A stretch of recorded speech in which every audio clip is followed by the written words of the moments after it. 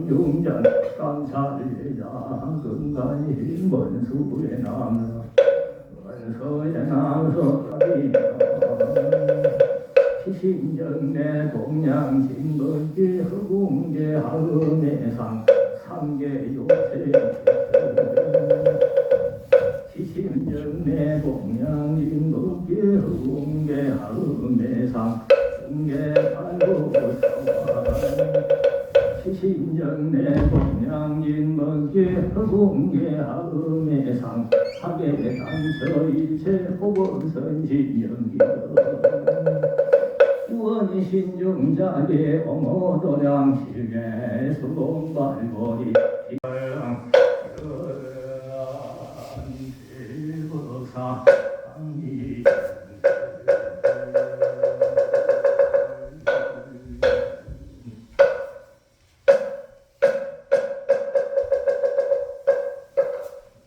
대중은 모두 자리에 앉아 주시기 바랍니다. 올사는 음력 12월 초3일권 해양법회를 상계총인 상계사 주지스님을 모시고 봉행하겠습니다. 먼저 상기의례가 있겠습니다. 상기의례는 전통 방식으로 하겠습니다.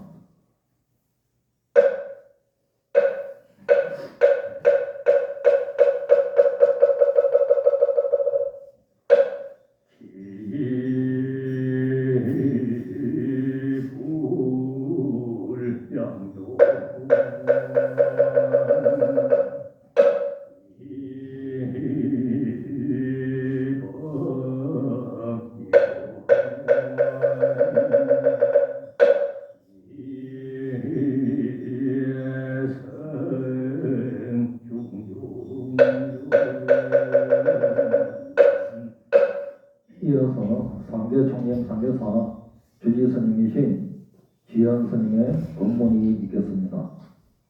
목탁 소리에 맞춰 법탁 스님이신 주지스님께 3배의 예를 올리겠습니다.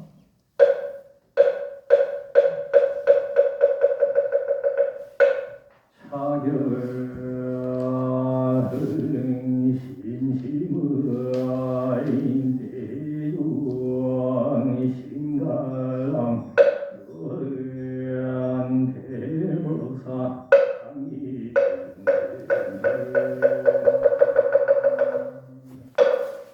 차결 신심의 대유왕 신가랑 대법사 강의 차경이 신심의 대유왕 신가랑 대법사 강의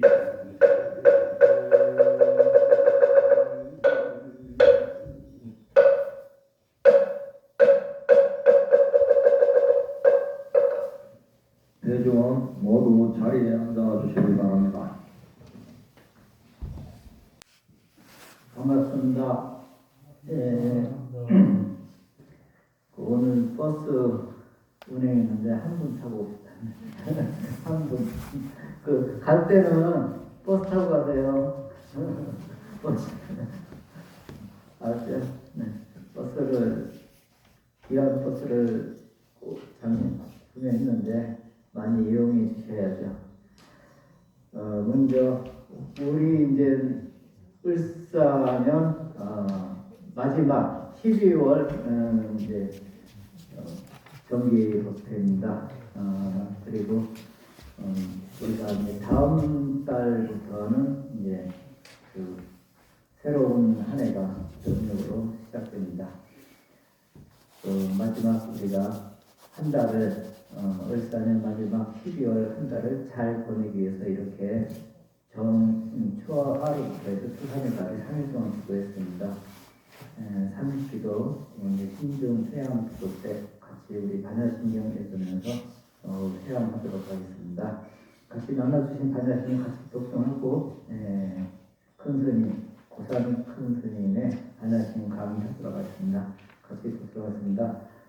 마하반야 바람일다 신경광자제 도사의 기쁜 반야 바람일다 행말 오니 다 공한 것을 비춰보고 일체 고액을 건네니 사리자여 세기공과 다르지 않고 공리색과 다르지 않으니 세계 곧 공이요 공이고 세기니 수상인식도 또한 그러하니 사리자여 이 모든 법의 공한상이 나지도 않고 멸하지도 않으니 더럽지도 않고 깨끗하지도 않으며 들지도 않고 들지도 않으니 그러므로 공 가운데 색이 없고 수상인식도 없고 안일이 설진일도 없고 색성향미적 법도 없으며 안개내지 의식계도 없으며 문명도 없고 문명이 다함도 또한 없으며 노사까지도 없고 노사가 다함도 없으며 도진일도도 없으며 지혜도 없으며 얻을 것도 없나니 얻을 거 없으므로 보리살타가 반려보람일가를 의지하무 마음에 걸림이 없고 걸림이 없으므로 두려움이 없으며 어지러운 롯된 생각을 여이어서 마침내 열반이 삼세제불도 이반야 바람일다 의지하여 안욕더라 삼야 삼보리를 얻느니 그러므로 반야 바람일다는 이끈 신비한 준문이며 이끈 밝은 준문이며 이 없는 준문이며 이 견줄 데 없는 준문이여 능히 일체 고액을 없애되 진실로 헛되지 않음을 하여 그러므로 반야바라밀다의 준문을 설하노 즉설주의 가로되 아제 바라 아제 바라 승아제 모지 삼바 아제 바라 아제 바라 승아제 모지 삼바 아제 바라 승아제 모지 삼바. 네, 하나님의 강의 읽으면서 귀한 시간을 이렇게 추운 날 오셨는데 저는 제가 어떤 제 개인적인 이야기 하는 것보다는 고산 대선사님 이제 탄신 다리가 다음 주죠. 다음 주에 탄신 다리가 있는데 93주년 탄신 다리입니다. 그리고 또 그 다음 달에는 또 3월달에 5주기 열반 5주기가 됩니다. 우리가 이제 그 75년도부터 해서 고산태 선사님께서 여기서 불사를 이루시고 도량을 갖춰서 우리가 이렇게 같이 부처님 강의도 듣고 부처님 말씀도 같이 읽으면서 했던 것은 고산태 선사님께서 이 도량에 오셔서 저희 충창불사를 원만히 해주셔서 여기가 강원도 생기고 성원도 생기고 그리고 지금은 삼장원, 연불원, 그리고 유런해서 명실상부한 총림의 모습을 갖추고 있는 그런 고향이 대도량이 됐습니다. 우리가 하동에 있는 불자님들이 몇 분 안 계시지만 그래도 열심히 고산태 선사님께서 갖추어놓은 이 대가랑을 우리가 잘 바꾸려면 당신이 가르치신 가르침이 뭔가 잘 새겨야 될 것 같습니다.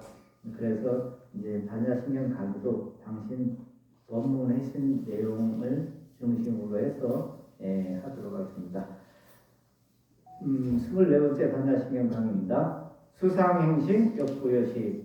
수상행식도 역시 이와 같으니 수상행식 색수상행식을 오온이라 하죠. 그리고 색은 지수학궁 4대와 수상행식. 색은 이제 우리가 물질을 얘기하죠. 그리고 수상행식은 마음작용을 얘기하는 겁니다. 이제 다음 시간에는 아마 좀 더 수상행식에 대해서 좀 더 세부적으로 설명이 될 것 같습니다. 오늘 강의는 이제 큰 선생님께서 인도에 가신 내용을 중심으로 해서 무상에 관한 내용입니다. 예전에 인도 사성지에 간 적이 있습니다.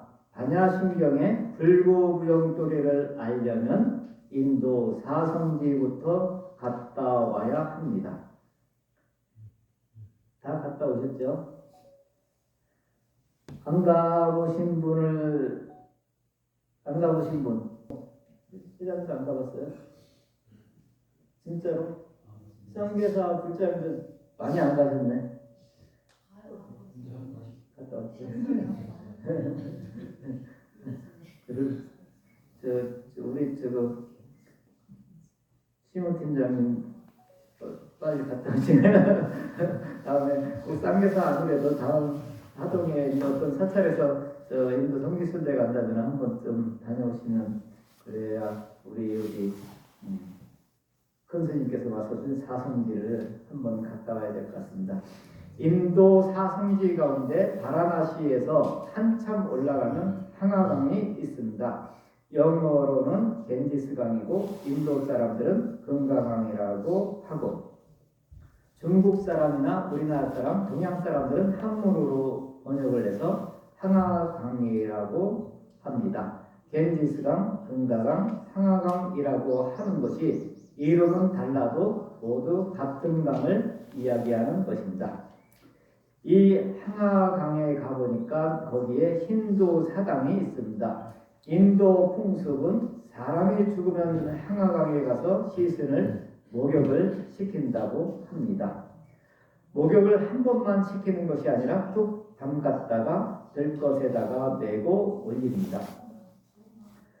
우리나라 사람들은 시신을 연할 때 삼배를 가지고 하지만 인도에서는 인도 무명, 아주 얇은 옷자네. 아주 얇은 무명을 가지고 합니다. 아주 보드랍고 곱게 짠 무명입니다. 그렇게 보드랍고 곱게 짠 무명이다 보니 속이 은은하게 비칩니다. 무명을 입혀도 속의 살이 은은하게 비칩니다. 그런 무명을 입혀서 물에 담갔다가 건져서 물 빠지라고 비스듬히 세워 놓습니다.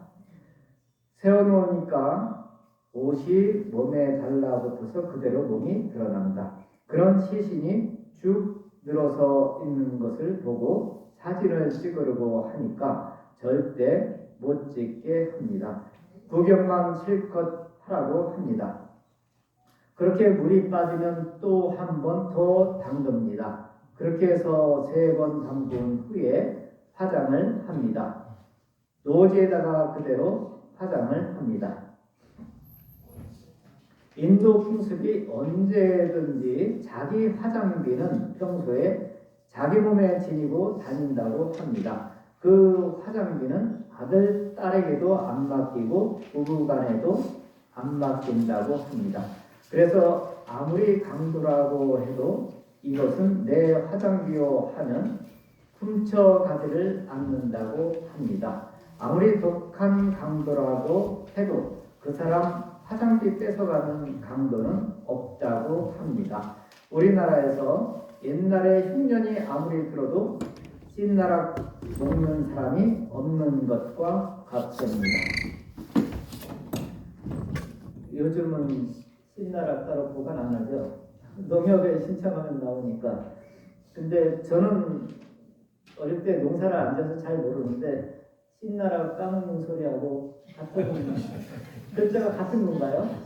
몰라서 같은 말이에요. 그러니까 이제 내년 농사 질 걸 갖다가 먹어버린다는 소리죠.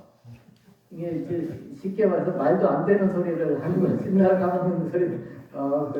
여기서 나온 말인가 보네요. 이제 신나라 까먹는.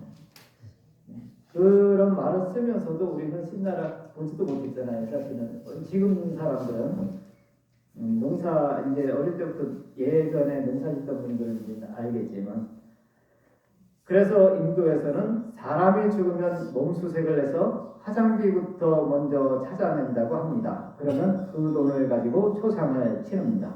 인건비나 요만한 비용을 제하고 나머지를 가지고 화장하는 나무를 산다고 합니다. 나무를 사는데 남은 돈만큼 사는 것입니다. 그러니까 돈이 적으면 나무가 적어서 화장을 하는데 반쯤 타다가 맙니다. 그러면 남은 시신은 획획 집어 던집니다. 다 탄 뼈는 물에다가 집어 던집니다. 타지 않고 남은 시신을 집어 던지면 주변에 있던 개들이 와서 먹게 내버려 둡니다. 돈이 많아서 몇 개랑 잘못했는. 요즘은 우리는 어떻게 보면은 그쪽에는 장례비를 자기 주머니에 넣었다 하면 지금은 우리는 보험을 들죠. 예, 이제 최소한 자녀분들이 다 하겠지만 제가 볼 때는 자녀분들한테 맡겨놓을 일은 아닌 것 같고, 아마 우리 전부 다 스스로가 보험을 들어놓지 않았을까 그런 생각이 듭니다. 예, 우리 다음 세대들한테 맡길 일이 아닌 것 같아요. 제가 예전에 이제 요양병원에 이제 가면은 처음 들어올 때는 요양병원에 처음 들어올 때는 가족이 모시고 들어오는데, 나중에 되면은 할머니 할아버지가 돌아가실 무렵 아주 위독해서 연락을 하면은 연락이 안 된답니다.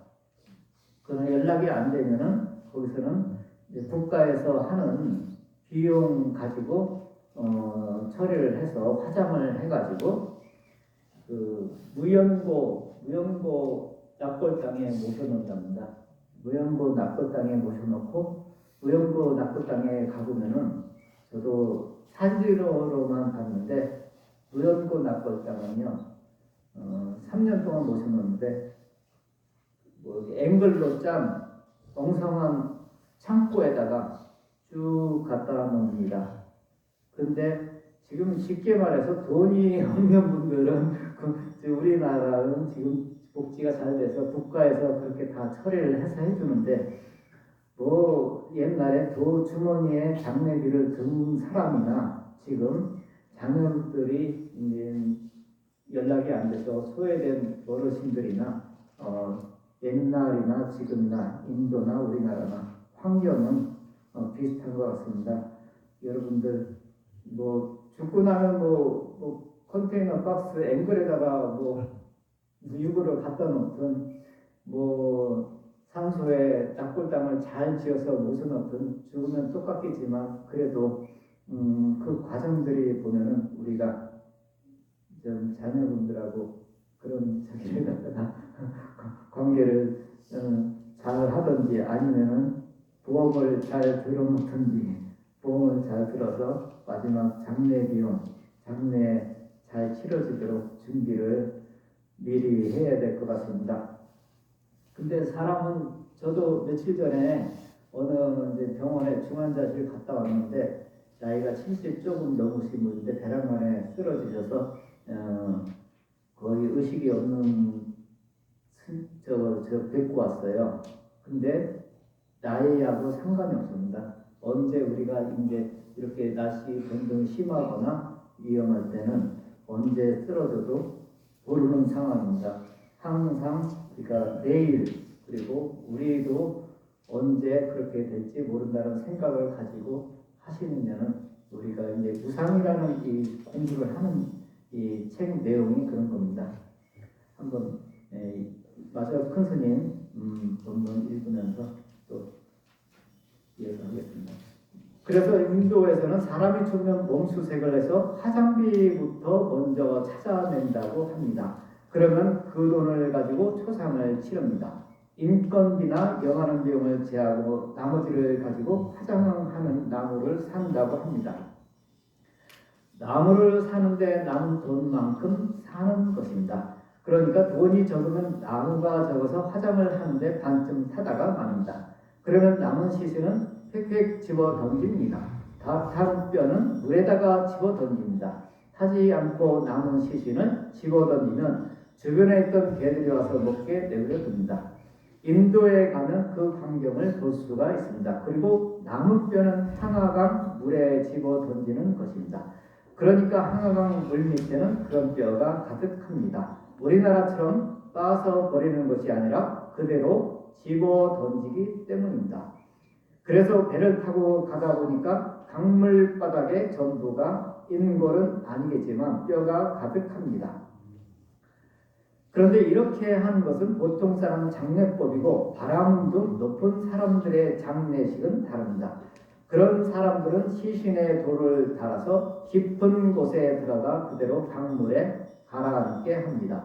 그렇게 해서 강물 바닥에 가라앉게 해서 그대로 썩게 합니다. 또 어린아이나 시집장가 안 간 총각 처녀들도 강물에 가라앉게 하는 수장을 지낸다고 합니다. 이렇게 가라앉게 한 시신이 잘못돼서 우리로 떠오르는 경우도 있습니다.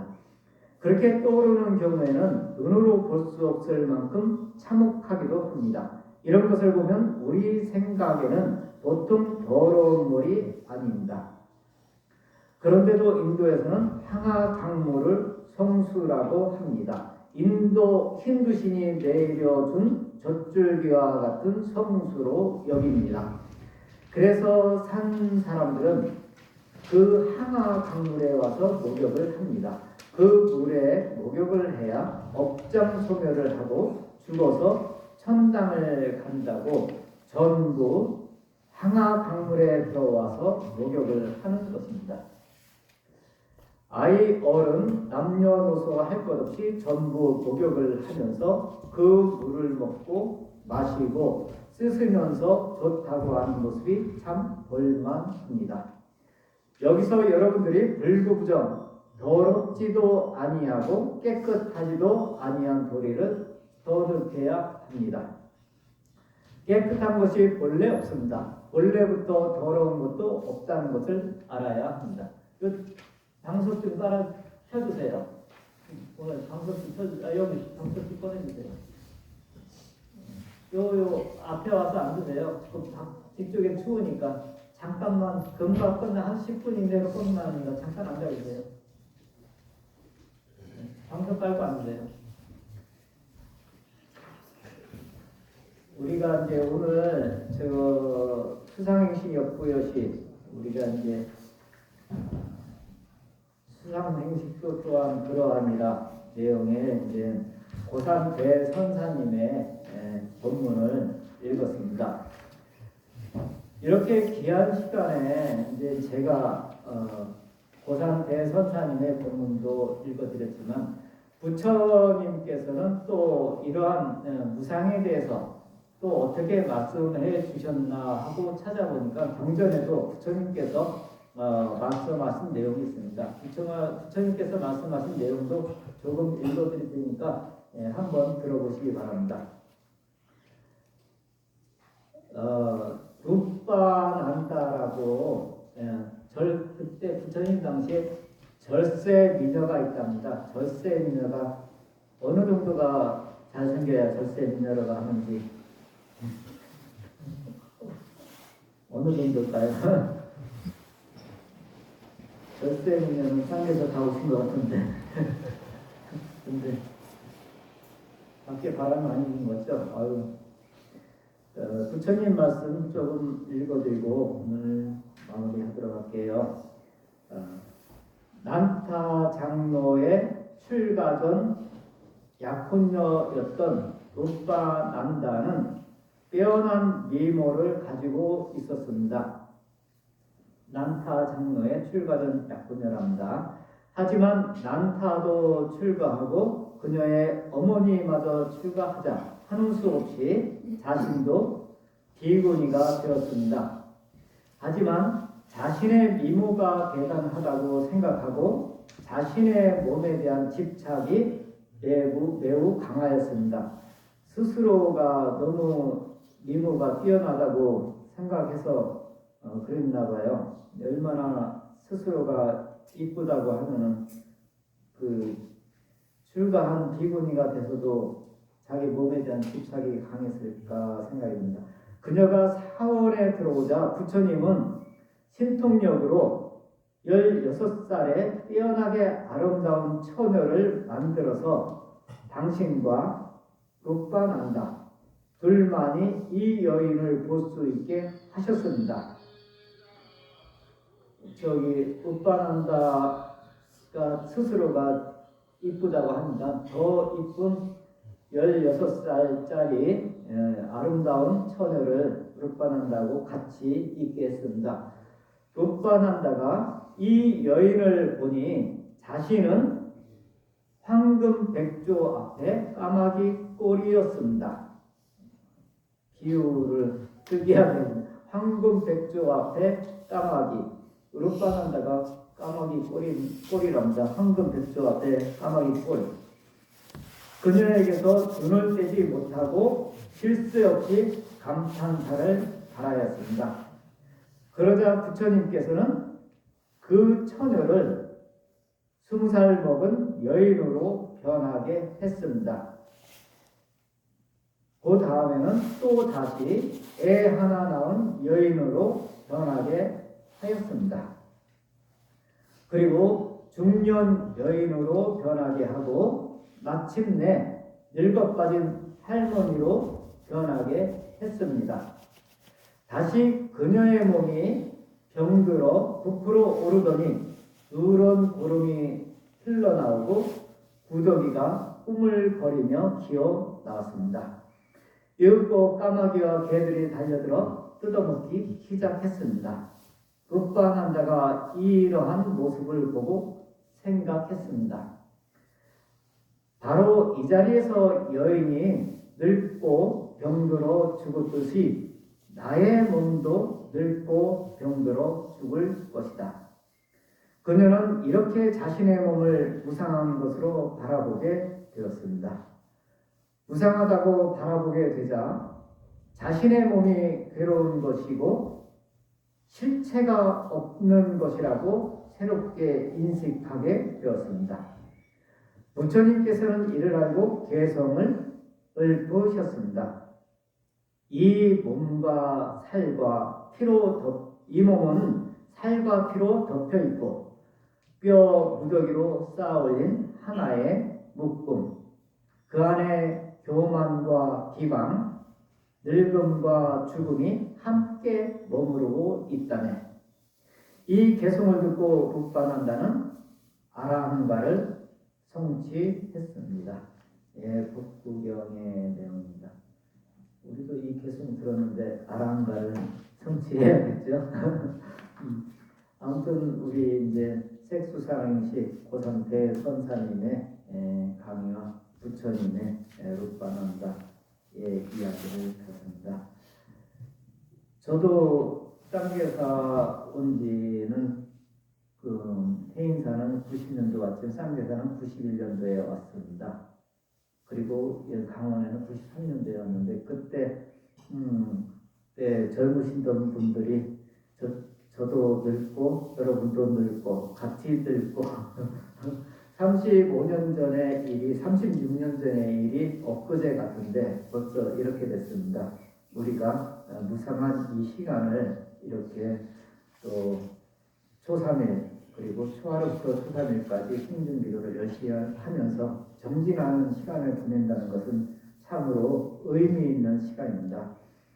우리가 항상 이렇게 쌍계사 와서 부처님 법문을 같이 듣고 같이 기도하고 그러면서 아름다운 모습으로 또 30년 후에 어떤 모습으로 만나게 될지 모르지만 그래도 수행 정진 열심히 하는 도반으로서 아름다운 모습으로서 또 뵙도록 하겠습니다. 그동안 같이 열심히 정진하도록 합시다. 예, 감사합니다. 예.